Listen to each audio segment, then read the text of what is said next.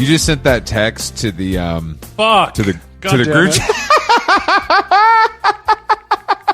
Oh no! It's not that bad. It's not that bad. It's not that bad. Oh, it could be much worse. I didn't mean to. Could I be wasn't. now I got to do some damage control. I wasn't trying to call you out. How long gone? Jason sent a text meant for his LP to the group chat, and I'm gonna, because I'm obviously, kind of elevated, kind of guy, evolved, if you will. I'm not gonna clown you for that, because I appreciate a great communicator like yourself. And I feel like you're taking strides to become a little bit of a communicator yourself. Am I wrong, Chris? That's right. I love communicating. That's why I do this podcast with you 3 times a week. That's not really communication, though. You know what I mean? I do know. I want to move beyond surface level communication. Okay. Well, So that way, the people who love you will be able to understand you more. Anyways, I'm sending I'm sending a text to my loved one, my intimate life partner, and I sent it to the group chat with the fellas. It could have been tough. It wasn't a picture of my titties or nothing. Thank God. It was just me saying, "Hey, I made a little bit of a mess, and I don't have time to tidy it up." how does TJ make a mess? Like, what are you doing? It's not so much a mess, but like I came home, ran a couple errands, so like there's just little things that I need to like tidy up. Like my iPod case is here, and then there's like a bag of something here, and I didn't put the bananas away, and like. Like maybe my gym bags on the floor. I didn't know nothing crazy. If you made like a Margot style mess, you know what I mean, on the floor. Maybe I tore up one of the pillow cushions pretty bad. I didn't know if it was more of like a thing where you maybe you missed the pad when you were using the restroom. But it sounds like you're good to go, so I'm glad I checked. I just want to make sure. Knock on wood. I'm back in LA. I feel like absolute shit. I feel like I hit by a truck. I don't know why. Maybe it's the time difference. Maybe it's the time in the air. Thanks to our friends at Delta One. If you fly literally across the country, what time did you wake up this morning? 4 a.m. Okay, yeah. So you woke up at 4 a.m., went to the airport, and flew across the country.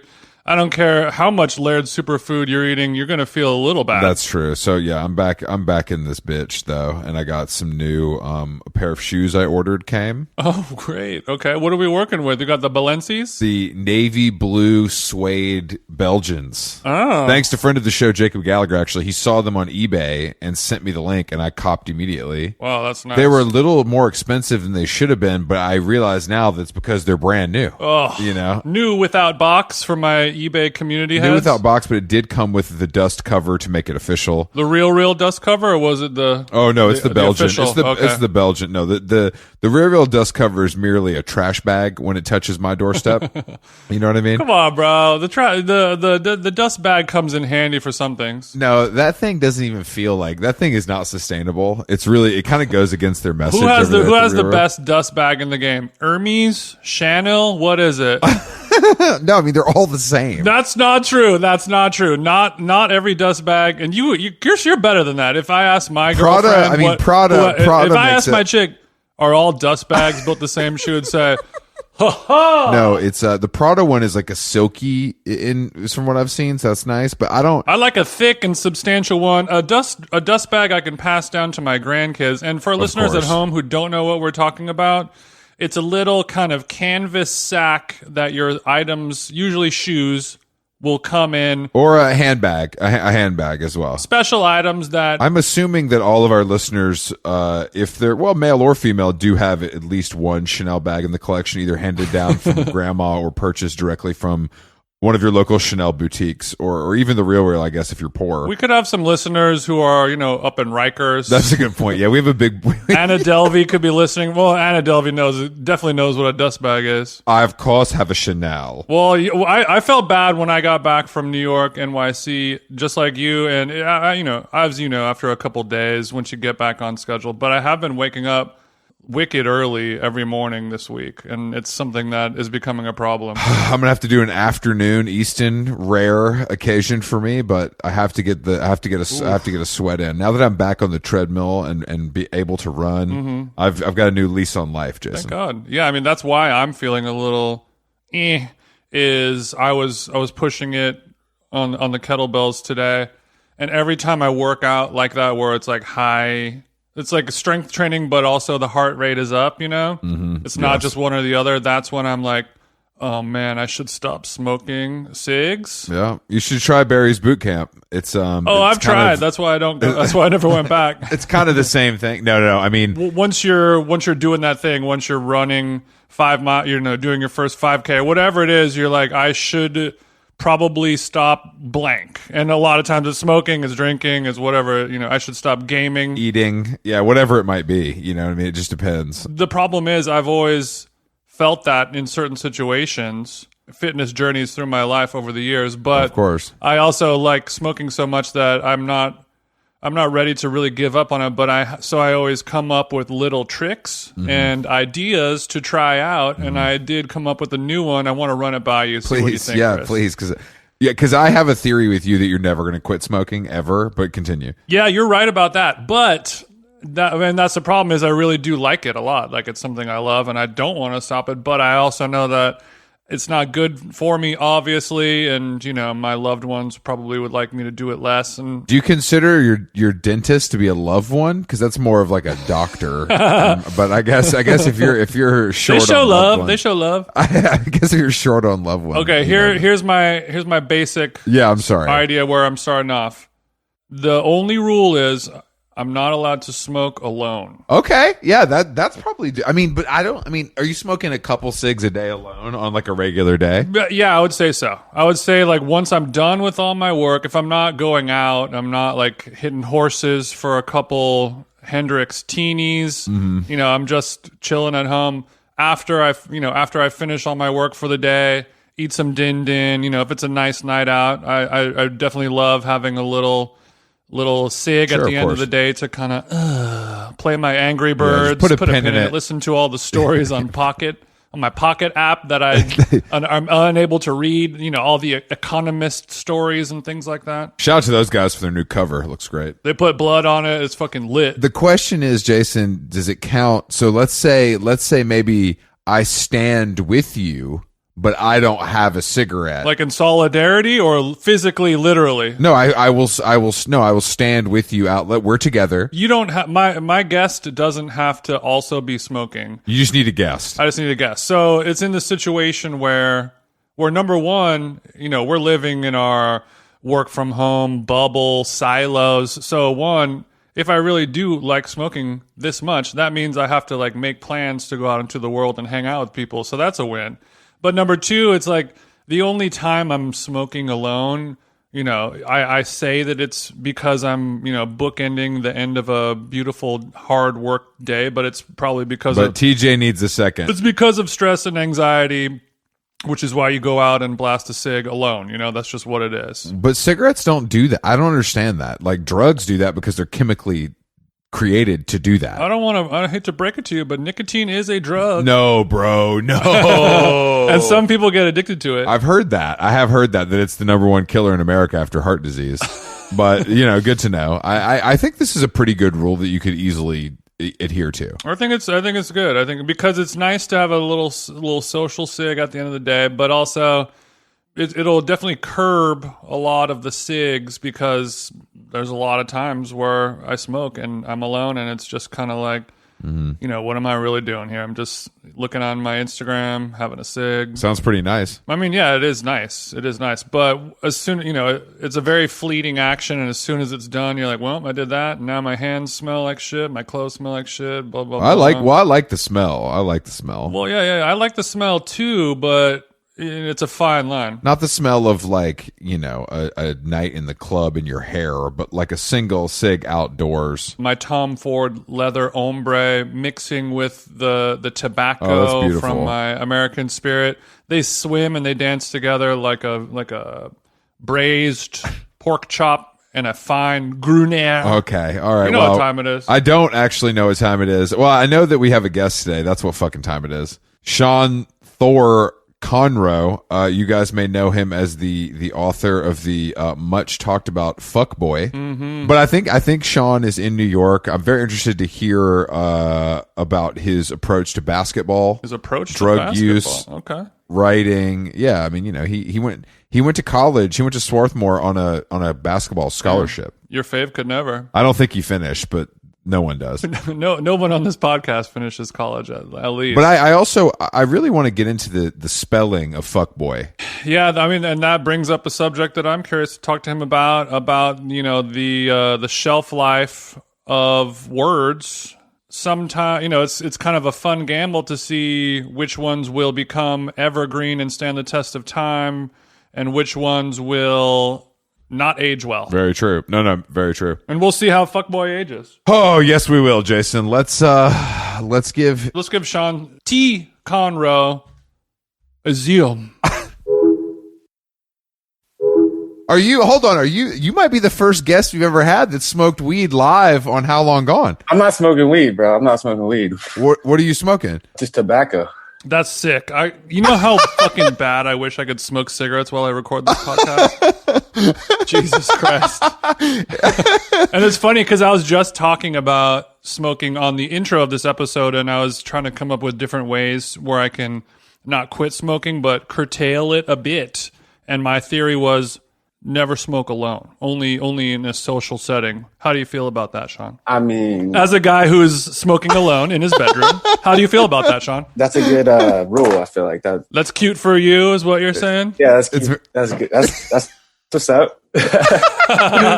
It's very cute for you. I think it's a good start. I just don't know how long it'll last. Like a lot of rules we give ourselves. It seems reasonable, but the shelf life is short, I feel like, But we never give up trying. No, we don't. Sean, where are you? Are you in New York? Yeah, I'm in South Brooklyn. Mm-hmm. Is that where you live now? Yeah. I feel like you've done some stints all over town. Yeah. Why you got to say it like a jail thing? No, I'm not saying he went upstate. I just mean like I feel like you've just lived in all kinds of different places all over the city. For sure. No, well, yeah, I was up in like Harlem on like 130 in Lenox for 2 years. Okay, Jim Jones. And I was there for the whole like pandemic and everything, and then I moved out here earlier this year. Moving on up. Do you prefer it, or was it time to move, or was it just like I need something different? You got the bag, bro. What are you talking about? Oh, he got the bag. That's right. I'm sorry. You did get the bag, so you had to. So you decided not to go to Union Square, but just South Brooklyn. Yeah, I was thinking about leaving the city, but then I wanted to be close in case I needed to come in, and then I just kept looking further and further south, but I stopped. Yeah, I was like, yeah, it's different. It's different out here. It's super quiet. So have you ever lived in like downtown Manhattan? Do you have any interest in that, or is that too much for you? No, I haven't lived down there, but I go in when I want to, Yeah. Yes. Yeah. It's nice to have that option. So when you go in, do you ride the bicycle, or are we taking the Uber XL? No. I hit that local train, Okay. But you are a cycle man, right? I see the chain in the back. Oh yeah. And it ain't a Rockefeller one. No. Yeah, I haven't been biking. I haven't been biking that much lately. I need to start biking again. Look, when I start getting my money up, I kind of stopped riding the bike as well, Sean. So I can relate, fam. Because before, like riding your bike around the city, it's very like when it's a very low self-esteem activity where you're like, if I get hit by a bus, what's the big fucking deal? You know what I mean? I'm a piece of shit anyways. But then once you got some M's in the Zell, then you're like, I'm too clean to ride a bike in the street. You kidding me? Yeah. You don't want to get mud. You don't want to get like mud on the wave. You know what I mean? You don't want any because biking can be dirty. Jason's right. Well, there's a lot of people who depend on you now, Sean. You know what I mean? Exactly. Not just family and friends, but PR chicks, shit like that. You know what I'm saying? Hey man, damn.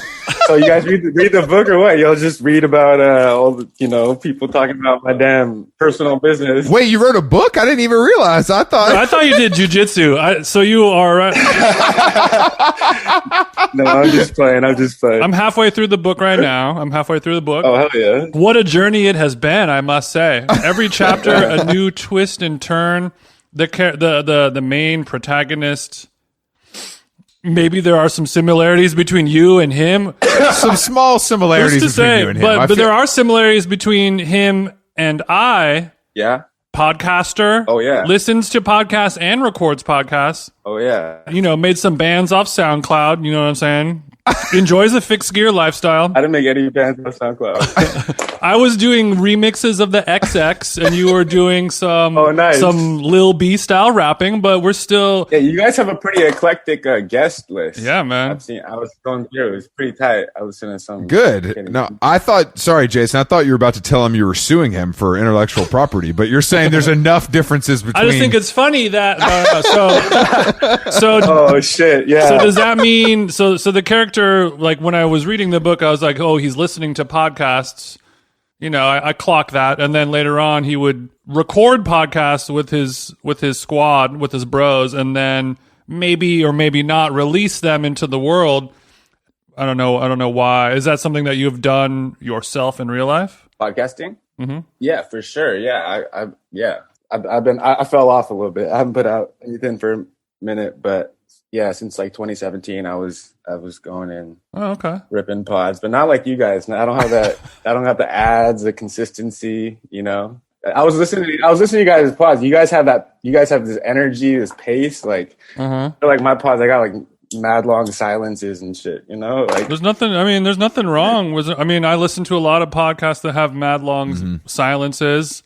And if you want to build offline, I'm happy to, take a pass. I can be your editor.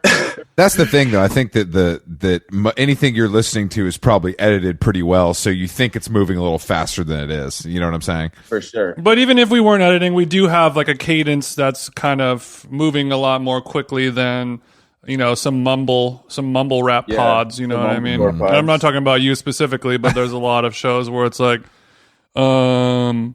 yeah, and it's like, I just think it's funny that like 2017 is like relatively early though. Yeah. Well, I first started doing a pod in like 2014 when I was trying to like walk across country. Like I was ripping pods every day.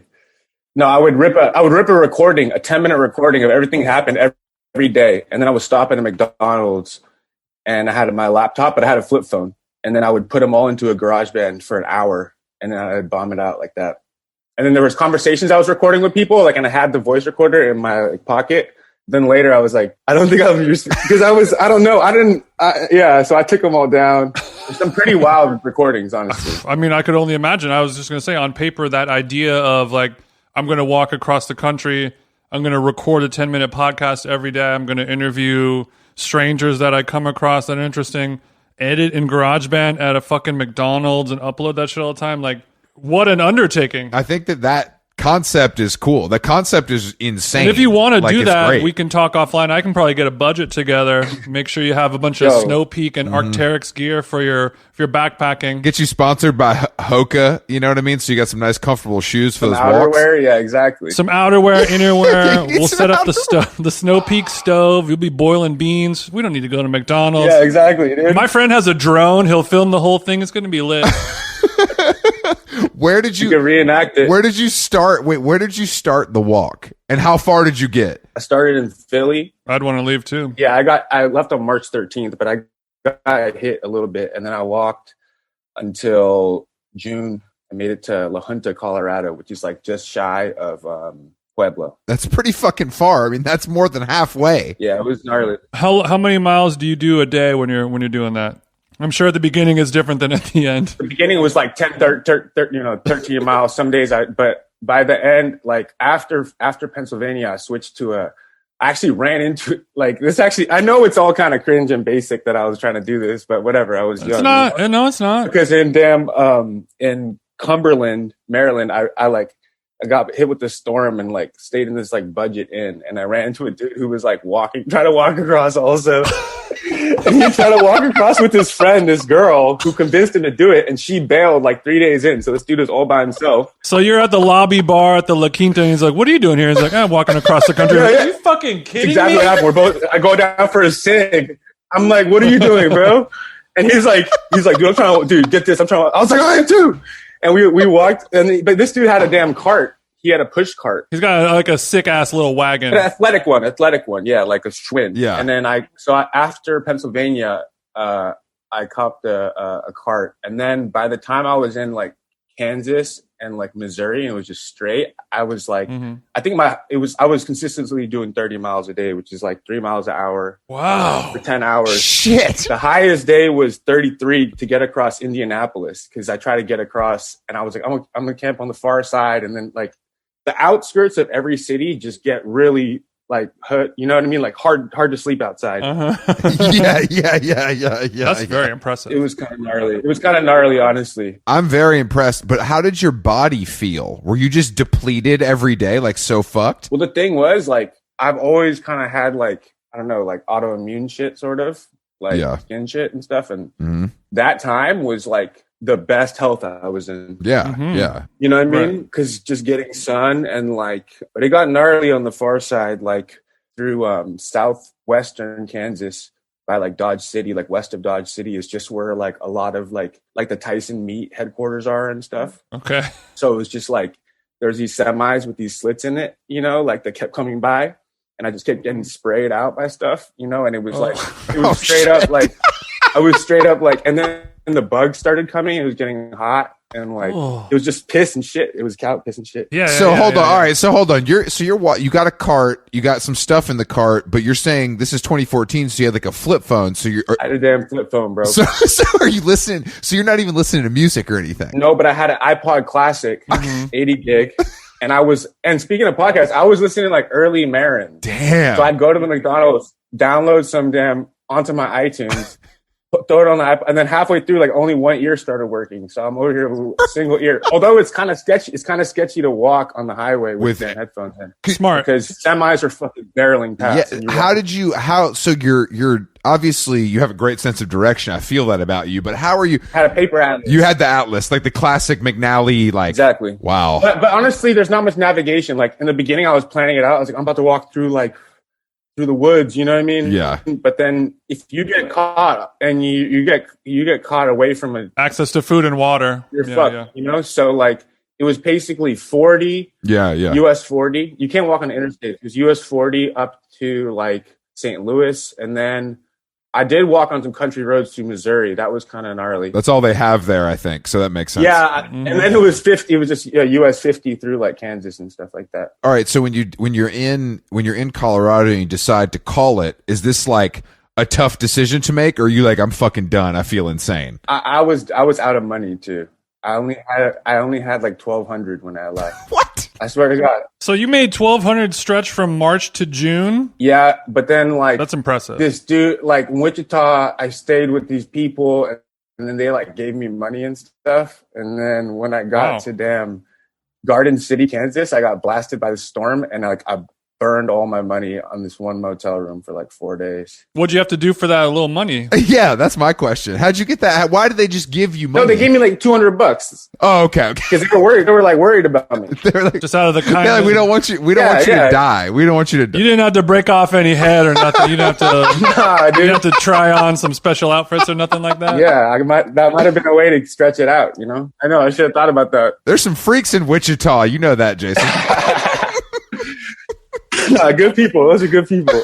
Good Americans. Some good Americans down there. Good Americans down in Wichita. Yeah, praise them. So your body was actually doing better. Your skin is good. Your autoimmune disorders. I mean, my feet were fucked for the first month. So like feet, maybe the knees and shit were. I was walking in flip flops too. What? Why the fuck were you wearing flip flops, bro? Your ass was chafed the motherfucker, bro. No. Because if you're not showering and you wear socks, like your feet will get super gnarly. Oh. So if you're aired out all the time, you're sleeping in a tiny tent. If you're aired out all the time. So you did some. I'm about to walk across America Google searches, and you got a little info here and there, or is this just off the dome? Yeah, I just seen someone do it. I was like, I'm about to one up this dude. It's not that original, dude. Mad people try to do that. No, I know, but but it's pretty crazy. I feel like it's a lot. It's too much time alone. I feel like the introspection would become defeating at a certain point. Like, honestly, yeah, it makes you kind of wig out. Well, I feel like there's moments of insane clarity that you gain from it, and then like extreme lows. I mean, it's just like anything else, but it's so physically taxing that it kind of swings both ways. You know what I mean? Yeah. Well, like one thing is you get or I would have like sleep issues, but I wouldn't have sleep issues when I was walking because you find a spot to crash out. Like you're so grateful that you have a spot that you just kind of like, you just relax. You just like crash, literally crash crash. out. You know what I mean? So like I was sleeping like hard on the ground, you know, like every night. Were you writing at the time, or was this just like a vision quest? Yeah, I wasn't really writing. I wrote about it and stuff, but it's just kind of, I don't know, bro. It's like, you like can't not lapse into that tone when you're writing about some shit like that, you know? Like, I'm out here like in America, bro. Like, yeah, no, for sure, like, sure. No, I know what you mean. And I was like, oh, I'm self-aware that this is dumb, but like I'm doing it anyway. And then it was just too much. You know? Were you smoking weed out there? Nah, one night, some dude. Yeah, throughout the time, I met two people that were also walking across. But one dude was that dude I told you about, who was this dude from Iowa, who was like on a mission, and he like was ready. This other dude was just kind of like, he was like homeless already. I ran into both of them a second time, and it was crazy. But but one night with the second dude, someone gave us some weed, and then we like were walking together, and then we like crashed out. It was like by the highway, the trees were all creaking, and it was like a swamp. Mm-hmm.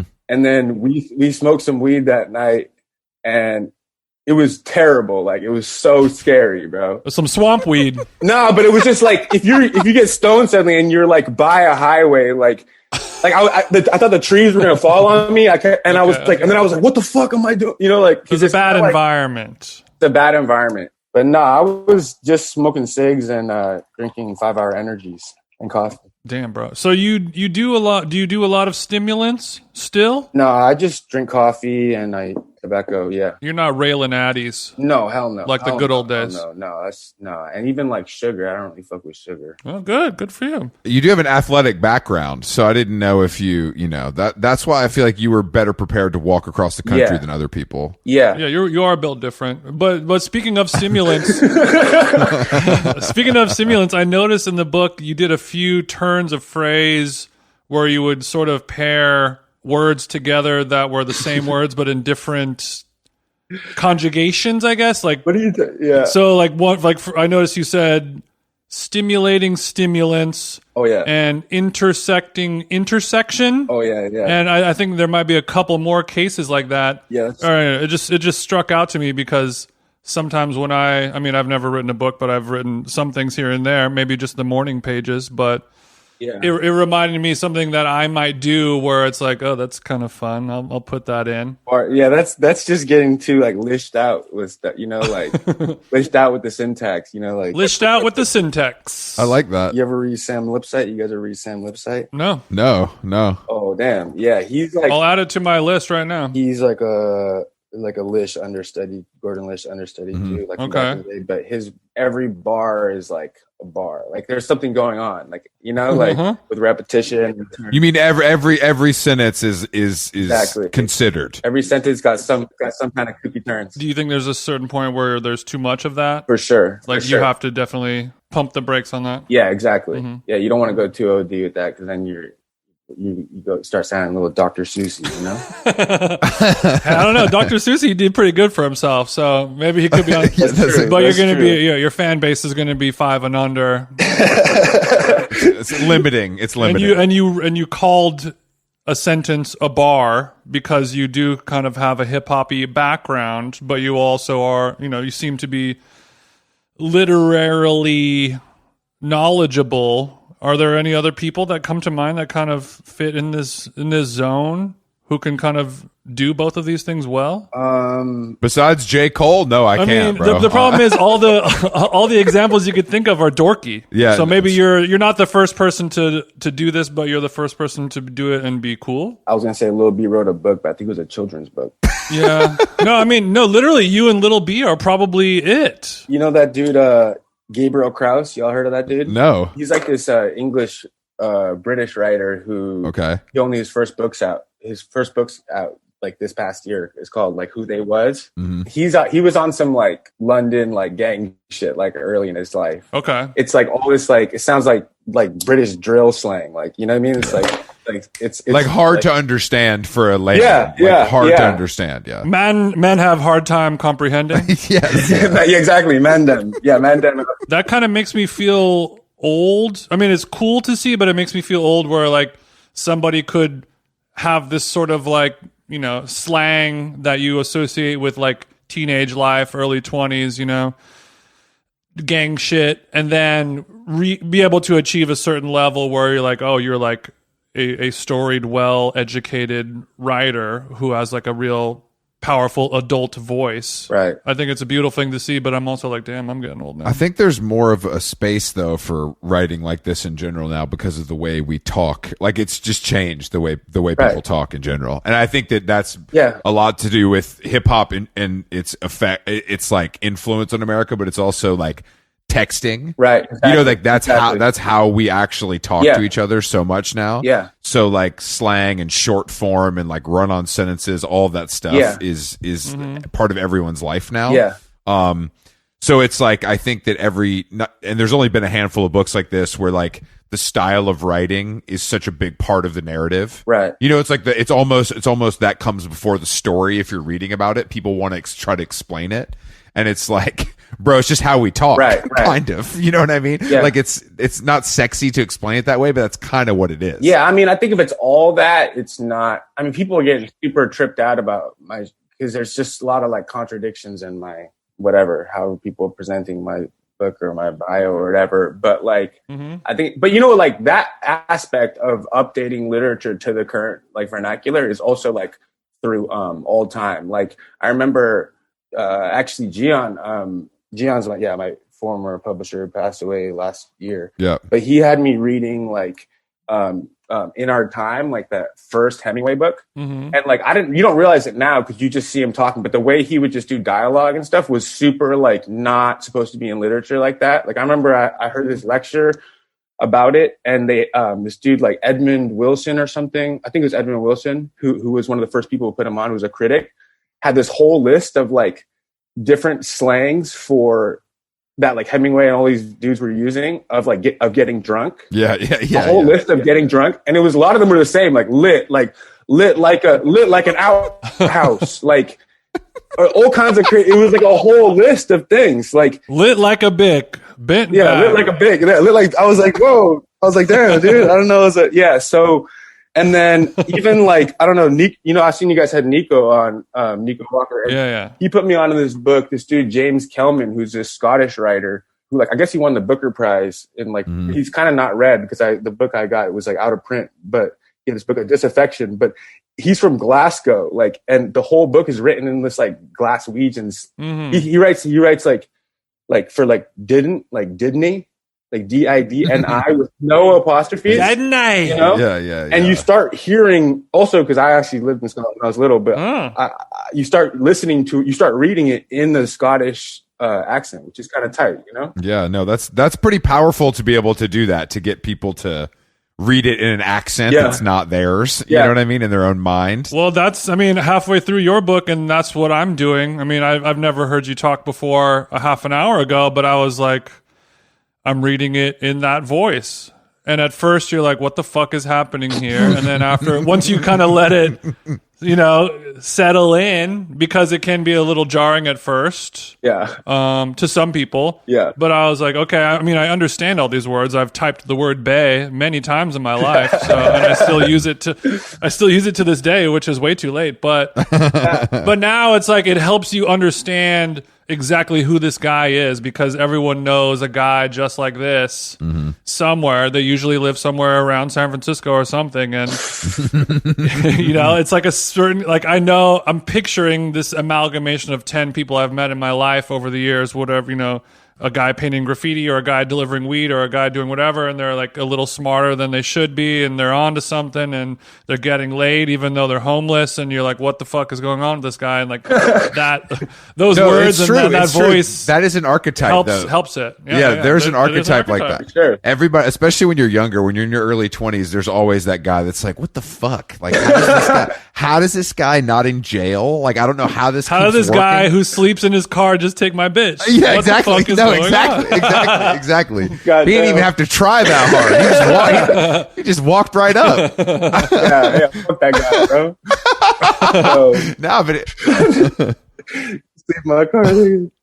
Oh man, I was thinking about this like when I was in the sauna at the gym like an hour ago. Like, Nice. what the different nice. I did a no cold plunge, cold shower though.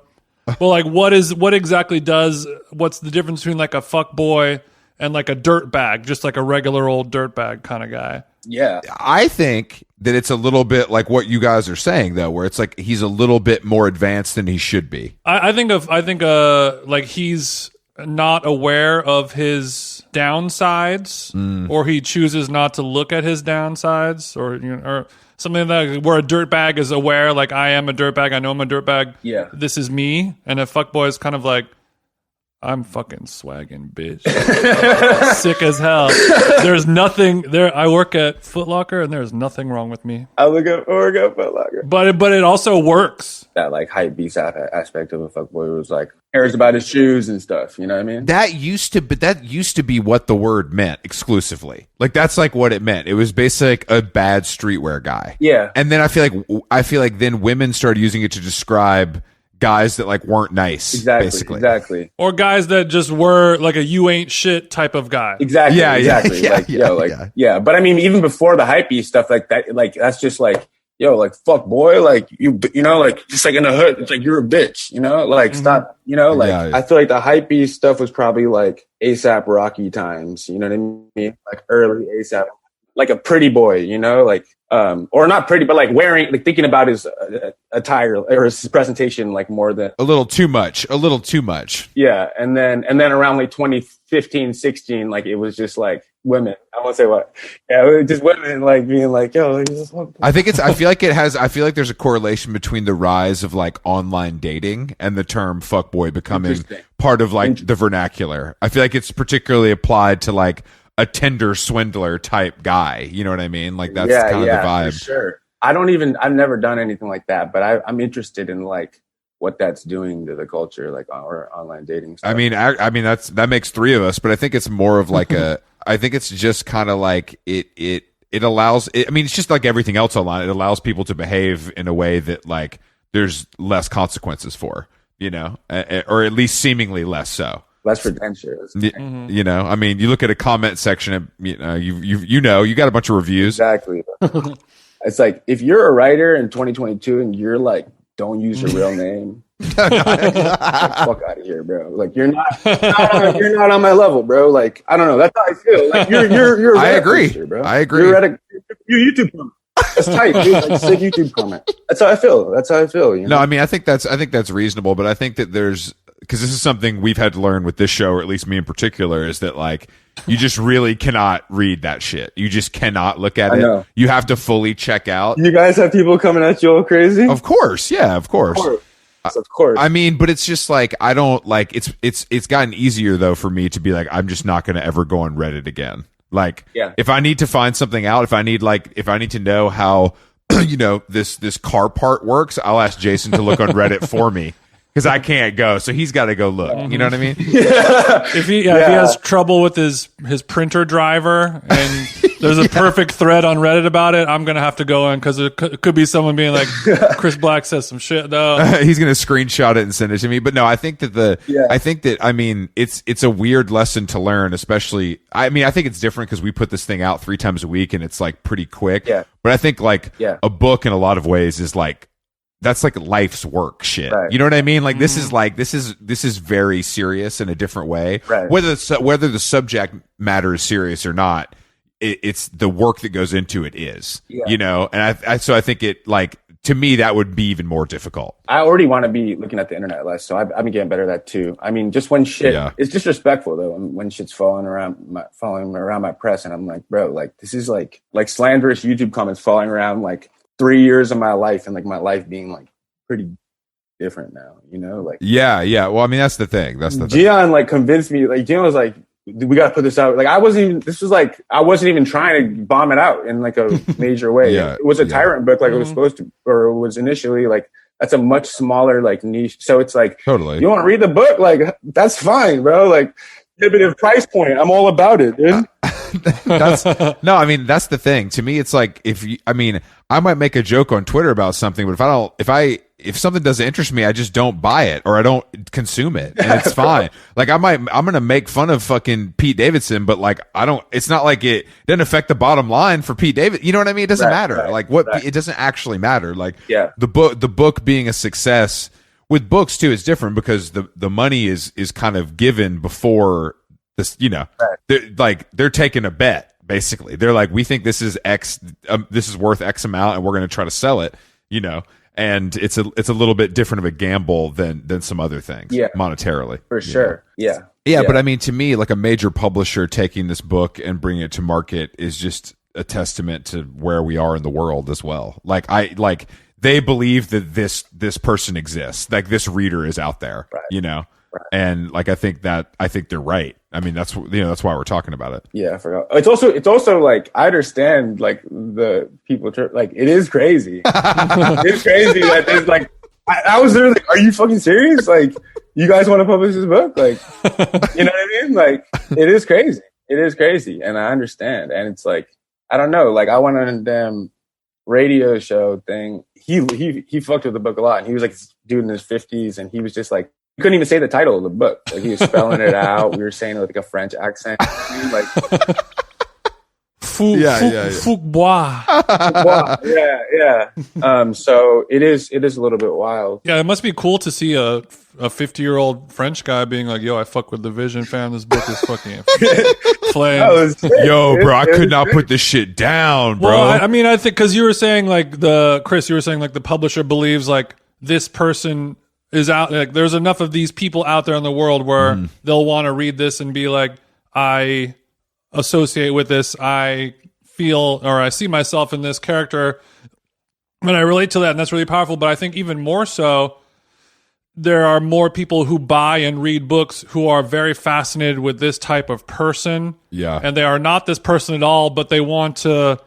There's something kind of cheeky and fun about reading about it in a book versus like, oh, did you see this Hulu documentary about blah, blah, everyone else did. But you're learning about something in this book where it's like, it's a book. I'm just going to sit at a coffee shop and read a book. Right. Like it's a normal thing. But what's inside of it, you're telling a story of someone that's very fascinating, but they wouldn't really have any access to directly. And there's just something always fascinating about a character like this. For sure. This is like, fun and cheeky, like more of that literature. You know what I mean? Well, like that's the other thing. I think I think we as a society now with books, music, any TV, movies, we like over intellectualize things to a point where it's like not fun anymore. Yeah. And it's like, hey, maybe this is just like a fun thing to read. And it's exactly. Cool. Exactly. It's not like, maybe it doesn't mean, it doesn't have to mean more than that if you don't want it to.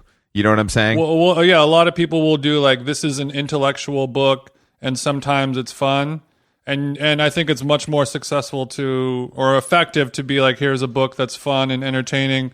And every once in a while, I'll sneak in some intellectual, poetic thoughts, that are a little bit more complex. Right. I mean, yeah, but it's also like, it says something about the culture where like, just because you're using certain slangs, there's like this assumption that like, I just ripped it like one time, like without thinking about anything. And then like, didn't fucking make the bars like I work, like everything. It's like a book. It's but it's because but it's also like there's a reason why it's so it's propulsive. Like and there's this like just condescension towards like people will most people will look at this and not realize or understand how considered and structured it is because of the style of writing.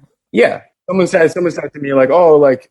This is actually really like someone's like, oh, this is actually really good because like it makes like poor people sound smart. I was just like, yo, that's Jesus, bro.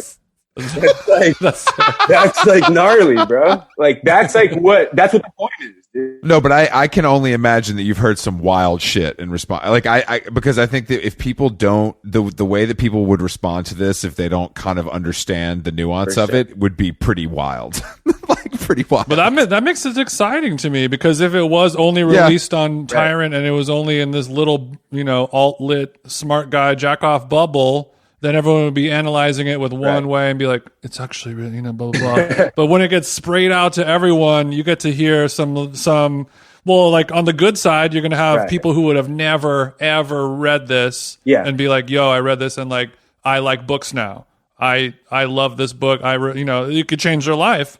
And then conversely, you're going to get people who are like, have a wild off take like that. Exactly. But then other people can see those off takes and start thinking about stuff.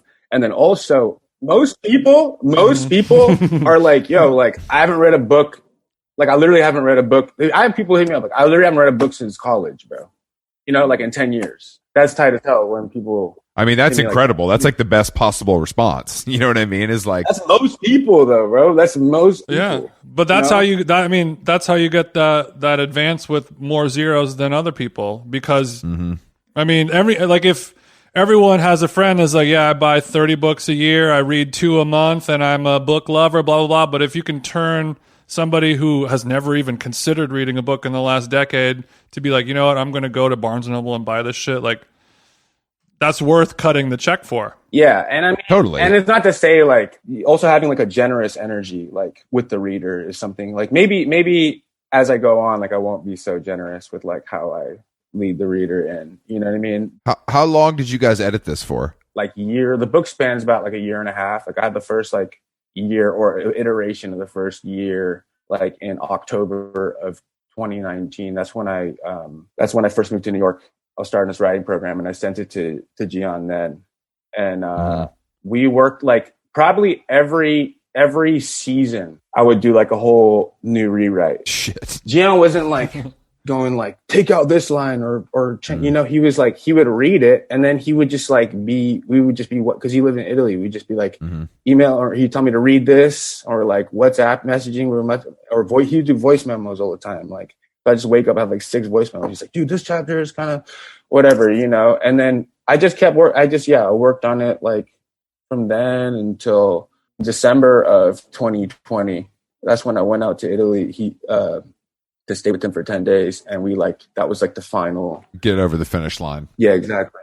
So it seems like less of an editor and more of like an executive producer kind of. It sounds like he's Rick Rubening, or he was Rick Rubening this shit. And then the last week, come to Malibu and we'll for sure. we'll finish. We'll there was some of that. up. And it was also like, I don't know. I don't want to speak on like, I know like I've heard Gian stories and the writer Scott McClanahan who wrote like the Sarah book. Yeah, because that's a Tyrant book as well, right? That's a Tyrant book, Yeah. and that was a huge book for me. Yeah. That's also kind of a book, and then he just goes and he just murks himself like really, really gnarly in it. Like I've heard both of their stories of Spoiler the alert. editing process. Yeah. Of that, and it was definitely like Gian was like I'm sure he works with different writers and different. They're definitely. That's just how our, Yeah, but I mean, however it works is however it works. You know what I mean? Yeah. It's about getting to the finish line and with the best possible, end result. Yeah. Well, are we getting the fuckboy movie or TV show or like what's your William Morris deal looking like? Because you seem ready for Hollywood, in my opinion. And who's playing the lead? If it were up to you. Oh, that's a good one, TJ.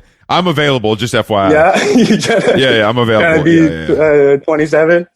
Yeah. Bro, I look young. It's the Zoom. This It camera. could be like Euphoria. Like everyone's like in their 30s. You know what I mean? Exactly. Chris, maybe there's like a big bro Unk character that you could play. you can bestow some wisdom. Yeah, dude, you could be a big cousin, dude. Yeah, that's exactly. Yeah. You may have thought about this before. You may have not. Nah, I don't know. I don't know. We got to get Pattinson, bro. Let's make some money. All right, the book's done. Nah, bro. When you're that good looking, they can make you look young. It's fine. Okay. Shave his head, get him in there. We're good. Yeah, I don't even know about We're all good. that. I have a vision. Yeah, I'm just I have a vision for this. trying to work on the next shit. Yeah, are you just writing another book? Is that the plan? I was pretty far in to the next one when this all happened. And then I don't know if I'm going to keep on that. The success of this book may have changed your trajectory a little bit. Yeah, I don't know. No, I'm going to keep going. I'm going to keep going. It's the only thing to do. No, I mean that's true. That's Other true. than writing and and smoking cigs, like what kind of occupies your day-to-day life in South Brooklyn? Like what kind of shit are you doing? Yeah, just reading, writing. How many pull-ups can you do? Yeah, yeah, I hit this park. I hit the park around here, shoot a little bit. I try to cut the cigs with some cardio exercise. Yeah, that's exactly how it works. Smart. It's harder. They hit harder. They do. When the lungs are opened up. So you are just pretty much you're just living the life of a writer. You read and you write and you smoke and that's about it. No social media, no art gallery openings, no restaurants, no bars, no clubs, no travel. Not really. I mean, that's the thing. I was joking about, like, I feel like the only difference when I'm not broke is I just, like, when I go to the bodega, I'll just go off with like extras. You know what I mean? Okay. Okay. You know what I mean? I don't give a fuck. You know? I don't give a fuck. I don't give a fuck. Like, that's really the only difference. Okay. Really? You're smart. That's smart. Because I would probably. So you don't have the Porsche truck out front. You don't have any. You didn't get any jewelry. You didn't get. Okay. So you're still dusty, but now you get avocado on your sandwich. Yeah, exactly. I'm the same. I throw some. Yeah, exactly, dude. I didn't change up, guys. I think that's amazing. I mean, did we invest in crypto, real estate, anything like that on the side? I mean, or are we only investing in Rick Owens? What's going on, Sean? Are you cops? You had to cop some gear. I got that lined Carhartt hoodie with the back piece, you know. Mm-hmm. Yeah, you got the extra. That's good. Yeah, it was a chilly winter. I don't know. I kind of. It's kind of like, yeah. I also kind of like finessed my way into going to this program in terms of like being able to go to it, but then, like, you know, they got those federal loans I was about to run from, but now now I gotta. So now that you have a little money, you have to actually pay your student debt, is what you're saying, instead of just being like, Yeah. Well, that's good. Do you feel more responsible now? Well, I haven't done it yet. I'm thinking about doing Trump pushed it back to like February, I think. He was like, you got some more time. But that's kind of the problem of an average fuckboy, is that just thinking about it and planning it. I'm not a fuckboy, bro. That's a novel, dude. I'm not saying that you are. I'm more putting words in my own mouth about my own life, about go ahead.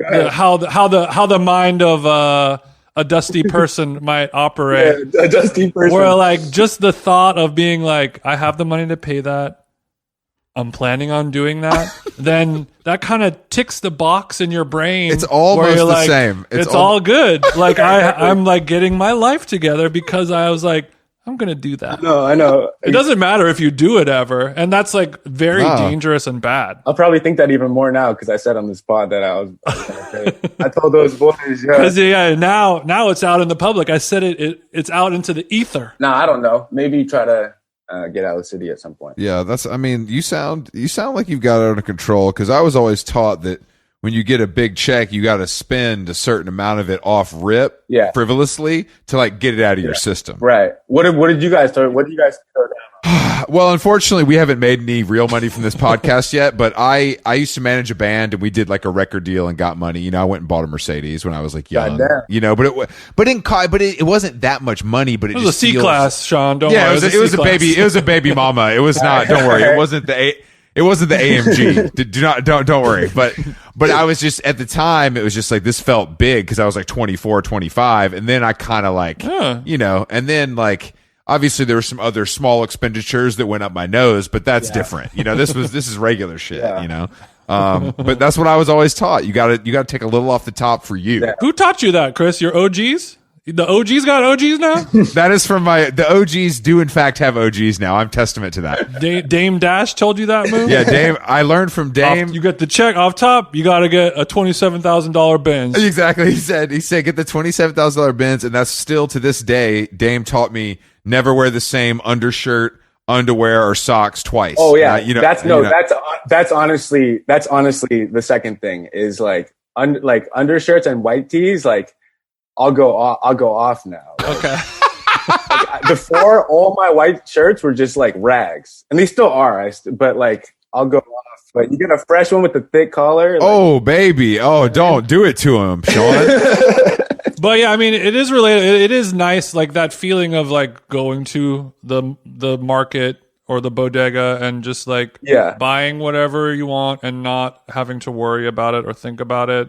That is like freedom in America, you know? Not to fuck up the whole vibe, but like when I was thinking about everything that's going on right now, like, you know, with like whatever, like war shit, I was like, I went on like 3 days. I was like on a bender, like trying to figure everything out about what's going on. You know what I mean? Like listening to Mad, you know, and like trying to have my take. And I was like, maybe the most sane take is like just being like, yo, there's not an invasion happening right now. Like here, like, right. And like, what are you doing with this space that you have? Like suddenly like my time was like way more, I don't know if that's so, or like I could go to the store. I don't know. Like, no, I know what you mean. That's like my takeaway. Like you're I was appreciating like, real freedom. I like cleaned my house. Yeah. I was like, yo, why are you living? You can go do this stuff other people can't. Yeah. Like, and then like do something with it. Yeah. This podcast sound like I'm just gloating about. No, you're not. No. I know exactly what you mean. It's like being gracious for what you have or grateful for what you have is very different than. It's something that I wish a lot of people on Twitter thought about. Yeah, because exactly. Everyone, you know, in America, we're fighting a culture war where you wake up and you say, "What am I going to argue about today? Is it going to be Zendaya's dress? Right. Is it going to be what Joe Rogan said? Is it going to be a Kanye West music video?" And it's all meaningless bullshit. And then it's important to recognize in the rest of the world, it's like, I would love to just be able to like watch the Kardashians and like eat a dinner, you know? But I can't do that. Or like, unless you're about to go out there or like affect, I don't know. Yeah. Anyway, damn it, dude. Why I have to do weird. That's just something I was thinking about the last couple of days. It's okay. We were the fourth quarter buzzer just ended on this episode anyway, so I think it was a nice way to I agree to bring it all down. Sean, well done. Hell yeah. You are a storyteller after all. A structured and considered young man. That's the arc. That's the fifth act. That's the arc, right? He's wet with the arc, bro. He's wet with the arc. All right, Sean. Well, Fuckboy is in stores everywhere, right? Yeah, shit. Is there an audio book that somebody else read? No, I read it. You read it. Good for you. Yeah. A lot of people don't do it. That seems hard. Yeah, Sean, thank you for joining us. Honestly, it was a pleasure. You guys go get Fuckboy, and we'll look out for what's next. Appreciate you guys. All right, man. Have a good one. All right, we'll talk to you. Thanks, Sean. Bass guy, the pretty boy. Oh, damn, I got bitches. Oh, fuck.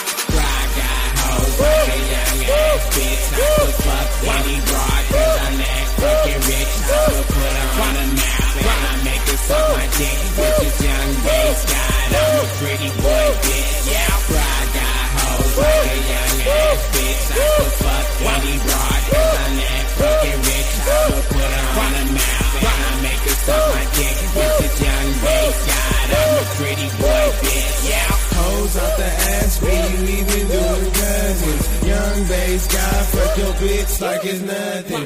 Hoes on my dick cause I look like Jesus. Bitch, I want $1 million. Shouts out to Regis. Face like a god and I'm high like a Martian. UFO bitch, suck my dick like a Martian. Jack 30 deep and I act like a broad with a chicken head. Bitch, chirping me like a frog.